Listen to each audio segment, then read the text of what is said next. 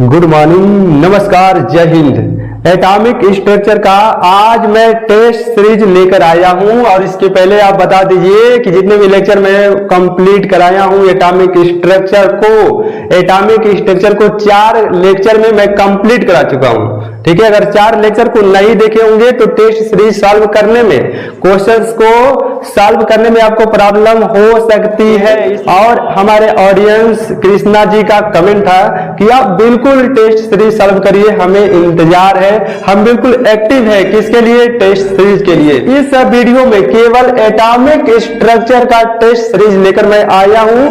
क्यों? क्योंकि 4 लेक्चर में एटॉमिक स्ट्रक्चर को मैं कंप्लीट करा चुका हूं। तो आप ही बताइए, जब 4 लेक्चर में एटॉमिक स्ट्रक्चर को मैं कंप्लीट करा चुका हूं तो टेस्ट सीरीज बनता है कि नहीं? मॉक टेस्ट आप लगाना चाहते हैं कि नहीं? चाहते हैं ना? बिल्कुल। तो चलिए हम क्वेश्चन को सॉल्व करके अपने आप को आइडेंटिफाई करेंगे, अपने आप को पहचानेंगे कि इस टेस्ट सीरीज में एक एक करके मैं सभी प्रश्नों को सॉल्व करने का प्रयास कर रहा हूं। और आप लोग भी जो क्वेश्चंस का आंसर आएगा उसे कमेंट बॉक्स में कमेंट करके बताएंगे। तो चलिए स्टार्ट करते हैं। तो यहां पे देखिएगा फर्स्ट क्वेश्चन, प्रथम प्रश्न यही है कि the energy of photon of light depends upon. देखिएगा, लाइट मतलब क्या होता है? प्रकाश होता है। आप फोटॉन मतलब फोटॉन ही होता है। अगर लेक्चर नंबर 4 देखे होंगे तो इसका जो आंसर होगा आपके जुबान पे होगा। कहां पे होगा? आपके जुबान पे होगा। डायरेक्ट बता देंगे देख करके।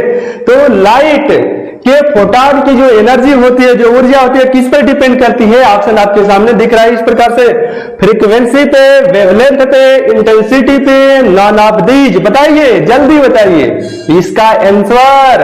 तो देखिएगा, जो लाइट होती है उसके फोटॉन की जो एनर्जी होती है वह इंटेंसिटी पे डिपेंड करती है। किस पर? इंटेंसिटी पर। इन सभी का पीडीएफ आपको मिल जाएगा डिस्क्रिप्शन बॉक्स में। ओके, तो देखिएगा इंटेंसिटी पे डिपेंड करती है। सेकंड क्वेश्चन की हम बात कर लेते हैं। तो यहां पे देखिएगा, what will be maximum number of electron present in the second shell? Lecture number अगर 2 देखे होंगे ना तो इसे भी आप तुरंत बता देंगे। तो देखिएगा, व्हाट मतलब क्या होगी? Will be the maximum number of electron present in the second shell. Second shell में मैक्सिमम नंबर ऑफ इलेक्ट्रॉन्स क्या होगा, इसी की बात किया जा रहा है। ऑप्शन आपके सामने है 2, 4, 6 और 8। इनसे बताइए क्या होगा। मैं आपको बताता हूं, सेकेंड सेल, कोई भी सेल जब पूछा जाए ना तो उसमें हम मैक्सिमम नंबर ऑफ इलेक्ट्रॉन कैसे निकालते हैं? देखिएगा, ये आपका न्यूक्लियस हो गया ना, ये आपका प्रथम सेल हो गया, ये आपका सेकेंड सेल हो गया। सेकेंड सेल क्योंकि सेकेंड तक ही पूछा है ना। चलिए एक और मैं आपको बता देता हूं, थर्ड सेल तक बता देता हूं। एक बताऊंगा, आप अगला सेल में तुरंत निकाल लेंगे, तुरंत बता देंगे। जब n बराबर 1 होता है तो k सेल होता है कि नहीं होता है? बोलिए। जब n बराबर 2 होता है तो l सेल होता है कि नहीं होता है? तो सेकेंड सेल बोला ना कि इसमें मैक्सिमम इलेक्ट्रॉनों की संख्या पूछ रहा है। तो मैक्सिमम इलेक्ट्रॉनों की संख्या 2n² के द्वारा ज्ञात करते। किसके द्वारा? 2n² के द्वारा। तो 2 सेकेंड के लिए बोला है ना, तो n बराबर 2। तो देखिएगा, 2 × 2 पे पावर 2, तो 2 का स्क्वायर 4। तो 4 का गुणा 2 में करेंगे कितना हो जाएगा? 8। कितना होगा? 8। तो देखिए आपका आंसर हो जाएगा 8। ओके, ठीक है। अब देखिए, इसको मैं मिटा देता हूं क्योंकि इतना ही में हमको क्या करना है? मैनेज करना है। क्वेश्चंस में सभी नोट किया हूं। तो आंसर आपको पता चला। निकालेंगे ना किसी भी सेल में मैक्सिमम नंबर ऑफ इलेक्ट्रॉन किसके द्वारा निकालते हैं? 2n² के द्वारा निकालते हैं। ठीक है, आगे देखिएगा, the permitted value of L, यानी स्मॉल l कैन बी। जो L का परमिसिबल वैल्यू होता है, परमिसिबल मान जो होता है, किसके द्वारा निकालते हैं? तो L का जो मान होता है आपके सामने दिख रहा है, -L2 + L। सेकेंड ऑप्शन है 0 to n-1। सी ऑप्शन है n + L। डी ऑप्शन है ऑल ऑफ दीज। तो देखिए इसका राइट जवाब है बी। ठीक है, तो देखिएगा, जो L का परमिसिबल वैल्यू जिससे हम निकालते हैं ना, n-1 से निकालते हैं। अगर देखिए n का मान अगर 1 होगा इस फार्मूले के अनुसार यल का जो मान होगा, जब n-1 लगाएंगे तो n का मान 1 है, तो 1 - 1 बराबर 0। जब 0 होगा तो जब n बराबर 0 होता है तो यह सबसेल होता है कि नहीं होता है, ठीक है। तो इसीलिए मैं बोल रहा हूं कि लेक्चर 1, 2, 3, इसीलिए मैं ज्यादा लेक्चर नहीं बनाया, 4 लेक्चर में ही कंप्लीट करा दिया। क्या चीज? एटॉमिक स्ट्रक्चर को। ओके, तो आगे बढ़ते हैं। इसे मैं मिटा देता हूं क्योंकि इसी में हम लोगों को मैनेज करना है। ओके, आगे देखिए थर्ड क्वेश्चन।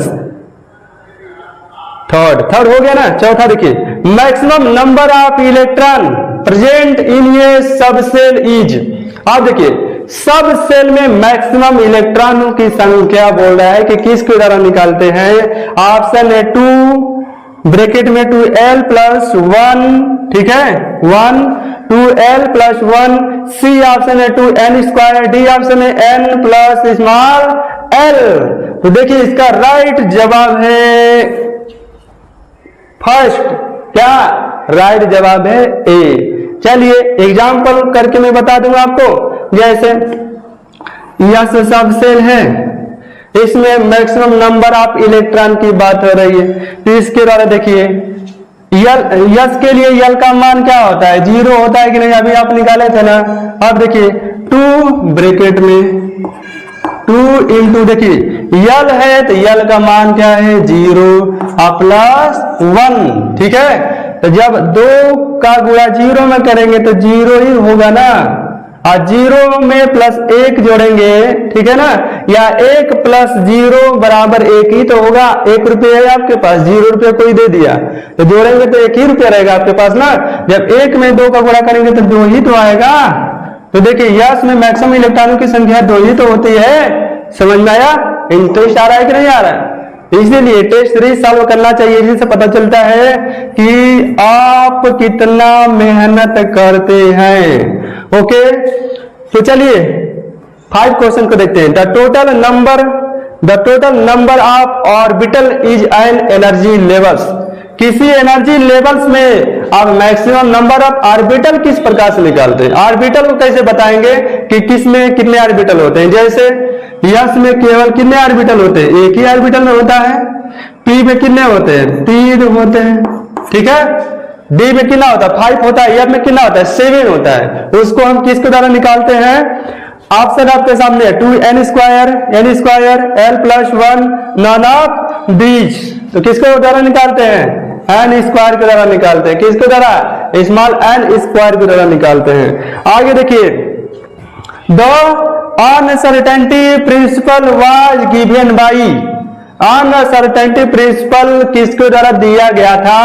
ऑप्शन आपके पास है first de Broglie, second Clerk Maxwell, third मतलब सी ऑप्शन है हाइजेनबर्ग, फोर्थ है यानी डी ऑप्शन है आपका क्यूरी। तो किसके द्वारा दिया गया था?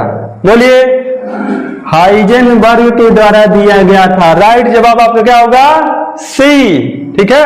अब देखिए बोहर मॉडल कैन एक्सप्लेन। जो बोहर का मॉडल है ना, जो थियरी है, क्या एक्सप्लेन करता है?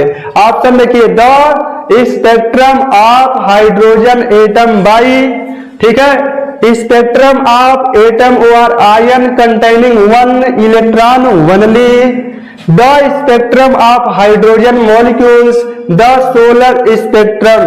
तो इसका राइट जवाब है option number B, spectrum of atoms, ठीक है। एटम के स्पेक्ट्रम को एक्सप्लेन किया जाता है किसके द्वारा? बोहर मॉडल के द्वारा। ओके, तो देखिए द नंबर ऑफ, अगला question, the number of electron that can be accommodated in M shell. अब एम सेल में बोल रहा है कि नंबर ऑफ इलेक्ट्रॉनों की संख्या हो सकती है। तो एम सेल है ना, तो देखिएगा इसको मैं थोड़ा सा मिटाता हूं और यहीं पे समझाता हूं। देखिए एम सेल बोला है, ये आपका न्यूक्लियस हो गया, इसके चारों तरफ ऑर्बिट होते हैं, ठीक है ना। n बराबर जब 1 होता है तो k सेल होता है कि नहीं होता, n बराबर जब 2 होता है तो l सेल होता है कि नहीं होता है, बताइए। अब थर्ड सेल की बात करते हैं, जब n बराबर थर्ड होता है तो क्या होता है, k l m। तो इसी में बोल रहा है कि इसमें मैक्सिमम इलेक्ट्रॉनों की संख्या कितनी होगी, तो उसको हम किसके द्वारा निकालते हैं, किसके द्वारा बोलिए, 2n² के द्वारा निकालते हैं। तो 2n² के द्वारा, तो देखिएगा जब n बराबर 1 तो k, n बराबर 2 l, n बराबर 3, तो m सेल के लिए n का मान कितना होगा, 3 होगा ना। तो 2 गुणे 2 पे पावर स्क्वायर, सॉरी 3 होगा ना, क्यों, क्योंकि m सेल के लिए बोल रहा है ना, m सेल के लिए बोल रहा है। तो 3 का square 9, 9 into 2 is equal to 18 होगा कि नहीं, 3 का स्क्वायर 9, 9 दूना के 18, तो आंसर क्या हो जाएगा 18, ऑप्शन ए हो जाएगा। ठीक है, चलिए आगे देखिए। According to uncertainty principle, uncertainty principle के अनुसार क्या सही है, देखिए ऑप्शन ए है E बराबर mc², B del x into del p in greater than equal h/4 pi, lambda equal to h/p, del x into del p in greater than equal 2 pi upon lambda. बताइए बताइए बताइए, Heisenberg क्या बोलता है, it is impossible to determine the symmetrically the exact position of an electron and position of electrons. देखिएगा इसका right जवाब आपका है ऑप्शन नंबर बी।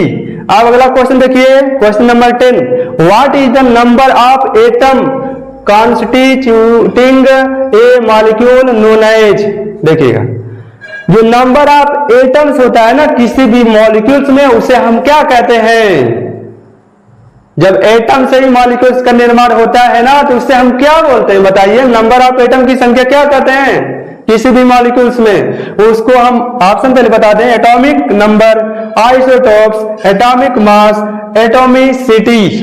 इसका राइट जवाब है option number D, option number D. Okay, देखिएगा The element which have same mass number but different atomic number is, तत्व का same mass number but atomic number जब डिफरेंट होगा तो इसे हम क्या कहते हैं, क्या कहलाता है, क्या हो सकता है, आइसोबार होगा, आइसोटोन होगा, आइसोटोप होगा, हैलोजेंस होगा। बोलिए कमेंट करके बताइए आंसर इसका, मैं वेट कर रहा हूं। जब किसी तत्व का परमाणु भार समान होता है, परमाणु क्रमांक डिफरेंट होता है, उसे हम बोलते हैं समभारिक। इस पर मैं डिटेल में वीडियो बनाया हूं, समस्थानिक और समभारिक पे, ठीक है ना।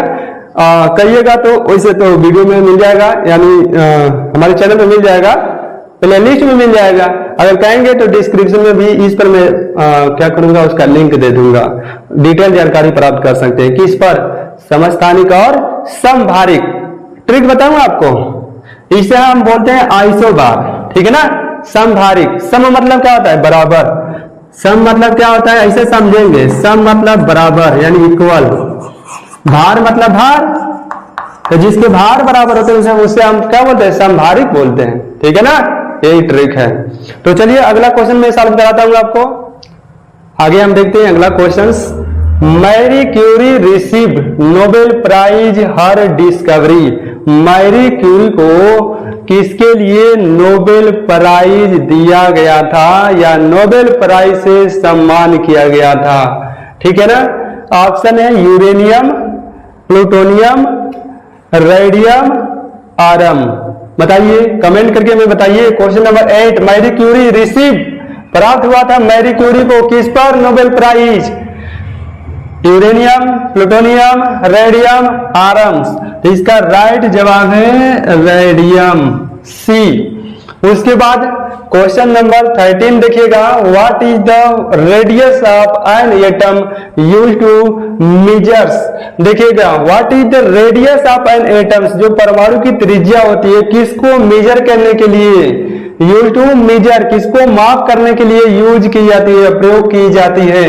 ऑप्शन है atomic number, atomic mass, atomic size, atomicity. Answer बताइए। तो इसका राइट अब जवाब होगा एटॉमिक साइज। परमाणु का आकार मापने के लिए किसी एटम की त्रिज्या का प्रयोग किया जाता है। ठीक है, आगे हम बढ़ते हैं क्वेश्चन नंबर 14 की तरफ। The number of free electron in the outermost shell of carbon atom in diamond. Diamond मतलब हीरा, हीरा में जो प्रत्येक कार्बन होते हैं उनके आउटर सेल में फ्री इलेक्ट्रॉन पूछ रहा है। कितना फ्री इलेक्ट्रॉन्स, क्या चीज, फ्री इलेक्ट्रॉन पूछ रहा है कि number of free electrons in the outermost shell of carbon atom in diamond.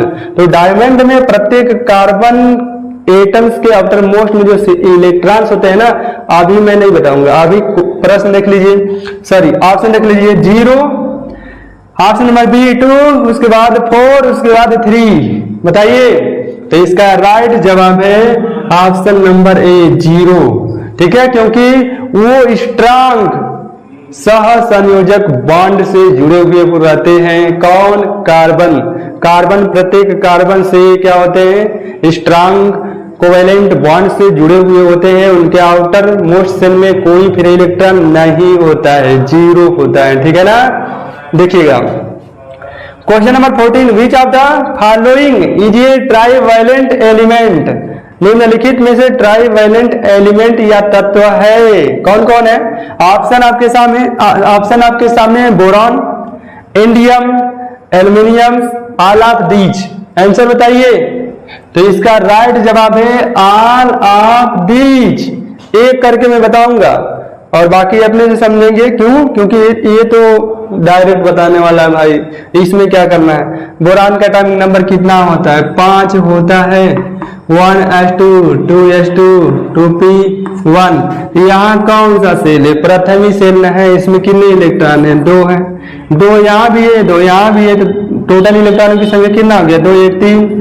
Outer cell में जो इलेक्ट्रॉन होता है भाई उसी को बोल रहा है, ट्राईवैलेंट बोल रहा है, जिसके आउटर सेल में 3 इलेक्ट्रॉन्स होते हैं। तो इसका राइट जवाब है एल्युमिनियम। एल्युमिनियम AlCl3, तभी तो होता है ना AlCl3। एल्युमिनियम पे 3+ चार्ज होता है, तब इंडियम पर भी क्या होता है, 3+ चार्ज होता है। आ गया ना, अब बता दिए। Proton was discovered by. Proton की खोज किसके द्वारा हुई, रदरफोर्ड, थॉमसन, चैडविक, मोजले। इसका राइट जवाब है, ट्रिक मैं आपको बता चुका हूं। ठीक है, इसका राइट जवाब है रदरफोर्ड। ठीक है, रदरफोर्ड। उसके बाद अगला प्रश्न देखिएगा, de Broglie equation. De Broglie equation है option number first, lambda is equal to h/p, mbr is equal to nh/2π। C option है E बराबर mc², डी है E बराबर hc अपॉन लेमडा। इसका राइट जवाब है क्या है, डी ब्रॉगली इक्वेशन। आप पढ़े होंगे तो तुरंत बता देंगे, देख के ही बता देंगे कि लेमडा इज इक्वल टू क्या होता है, h/p। p की जगह mb भी लिखा जा सकता है, ये कॉन्सेप्ट ध्यान में होना चाहिए।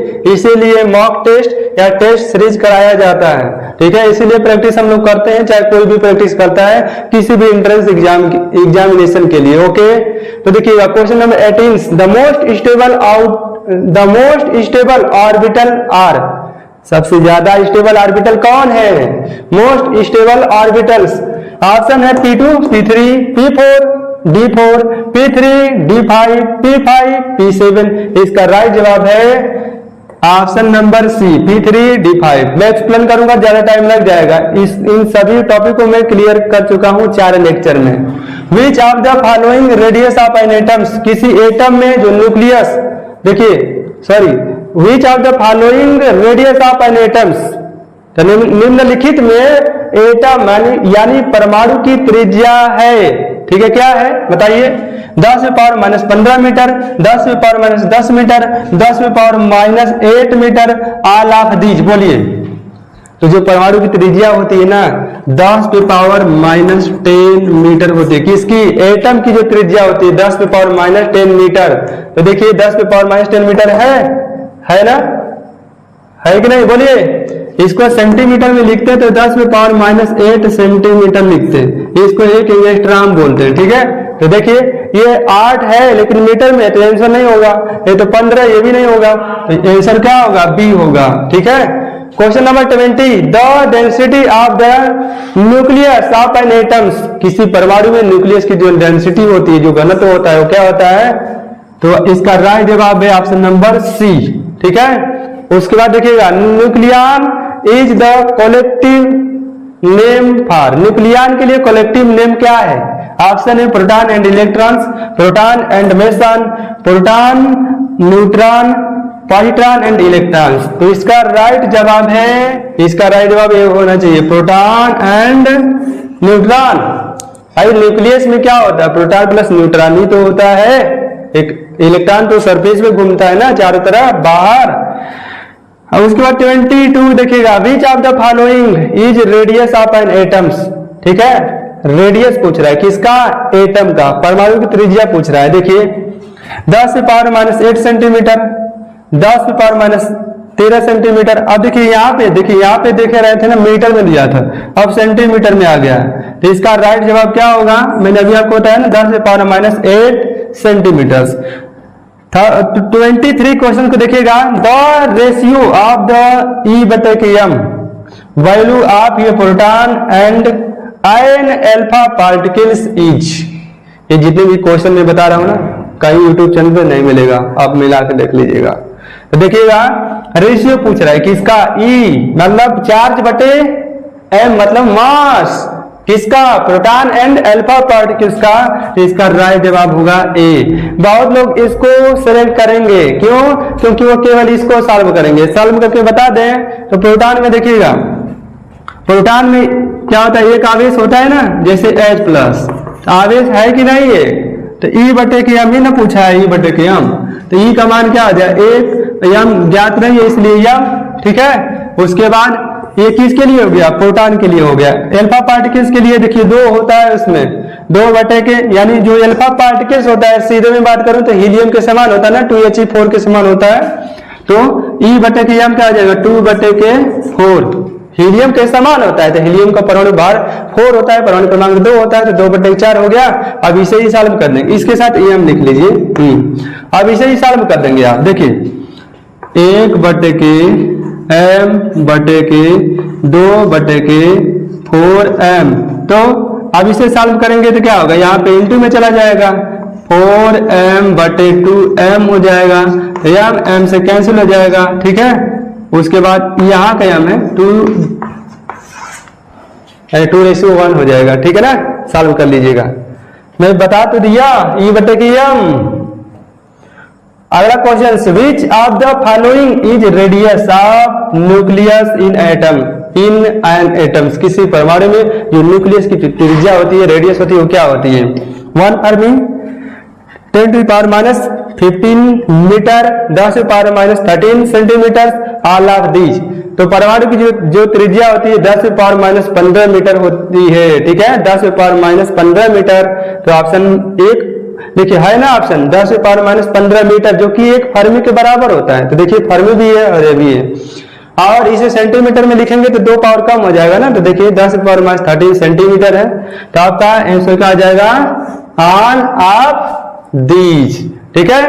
आगे थोड़ा सा देख लेते हैं, कितने 24 क्वेश्चंस हो गए। अब आगे हम क्वेश्चंस को मैं बताता हूं। अगला प्रश्न देखिएगा 25, the momentum of A hydrogen atom is given by.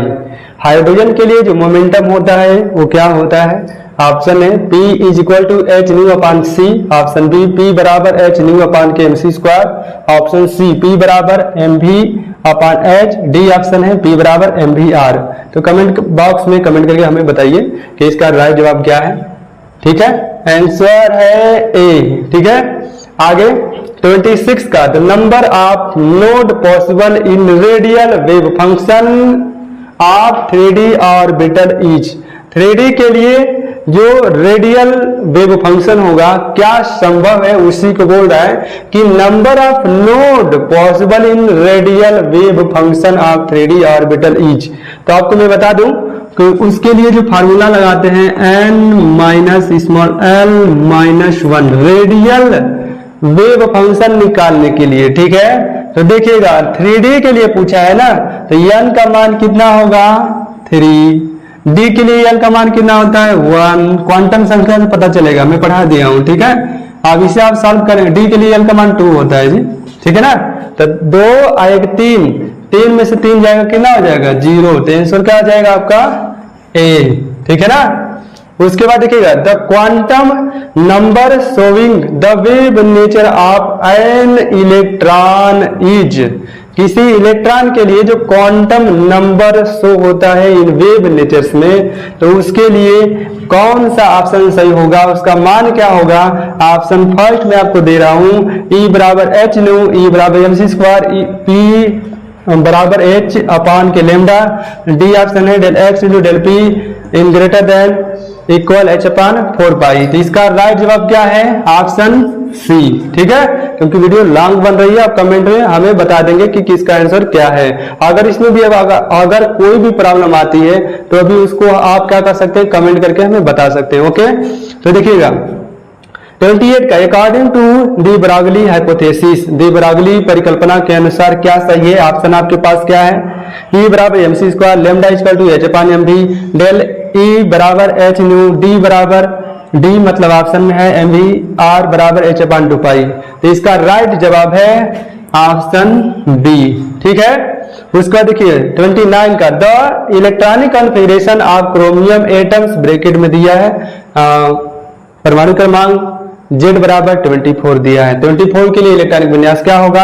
Option आपके पास इस प्रकार से argon 3d4 4s2, B option है argon 3d5 4s2, C option है आर्गन मतलब 18 तक, ठीक है 3d5 4s2, डी ऑप्शन है argon 3d5 4s1।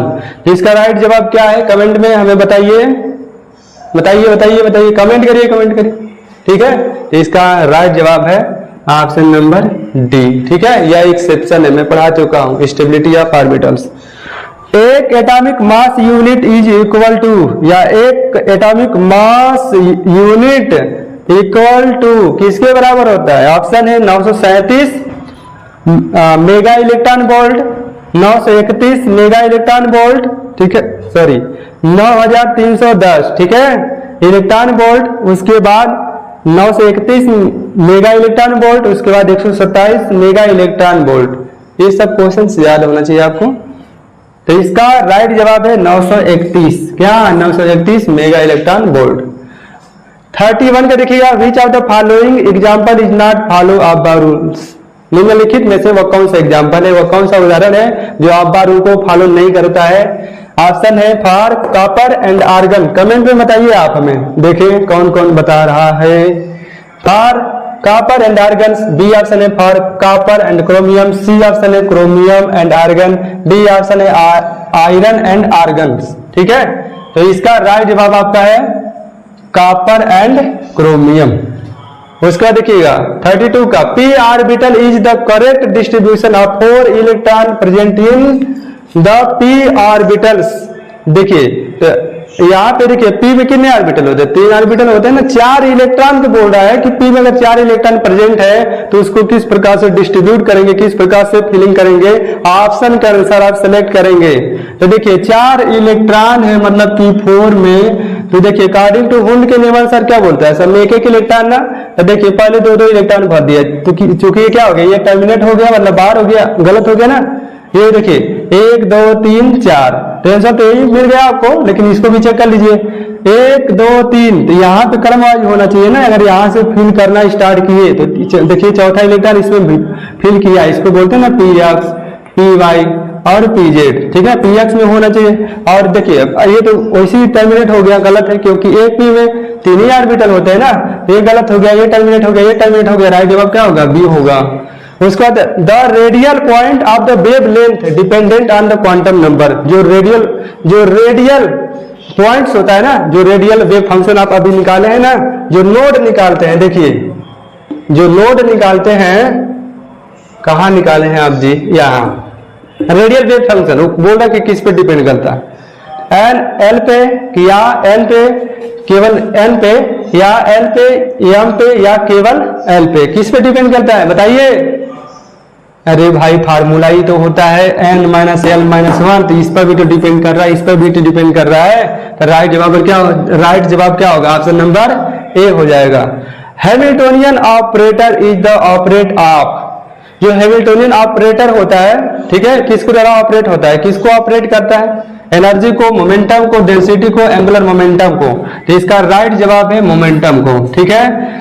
Last questions इसके बाद नेक्स्ट वीडियो में, ठीक है। Except helium all noble gases have how many electron in outermost shell. Except helium को छोड़ करके जितनी भी नोबेल गैस है ना, सभी नोबेल गैस के आउटर सेल में कितने इलेक्ट्रॉन्स होते हैं, उसी की बात बोल रहा है। ऑप्शन 10, 6, 4, 8। तो हीलियम को छोड़ करके बाकी सभी नोबेल गैस के आउटर सेल में जो इलेक्ट्रॉनों की संख्या होती है ना, 8 होता है। कितना? 8। ऑप्शन नंबर डी, ठीक है। तो साथियों ये सब आपका सपोर्ट रहा और यहां तक मैं टेस्ट सीरीज क्या किया हूं, सॉल्व कराया हूं। और भी क्वेश्चंस पॉसिबल होगा अगले वीडियो में मैं दूंगा, क्योंकि वीडियो लॉन्ग हो रही है, तो आप भी सोचेंगे कि बड़ी बड़ी वीडियो में आप लोगों के यहाँ भेज रहा हूं, ठीक है। तो टेस्ट सीरीज और चाहिए तो कमेंट बॉक्स में कमेंट करके हमें बताएंगे, नहीं तो मैं अगले वीडियो में मैं न्यू चैप्टर स्टार्ट करूंगा। तो आज हमारा एटॉमिक स्ट्रक्चर का जो जितने भी पॉइंट्स है वो समाप्त हो गए हैं, सभी लेक्चर समाप्त हो गए हैं, ठीक है। 4 लेक्चर में मैंने समाप्त कर दिया और 5वें में मैंने क्या किया, टेस्ट सीरीज सॉल्व कर दिया। अब बताइए आगे किस प्रकार से आपके अनुसार क्या होना चाहिए, इसका भी सजेशन हमें दे सकते हैं। तो मिलते हैं नेक्स्ट वीडियो में नए कॉन्सेप्ट नए टॉपिक के साथ। Thank you.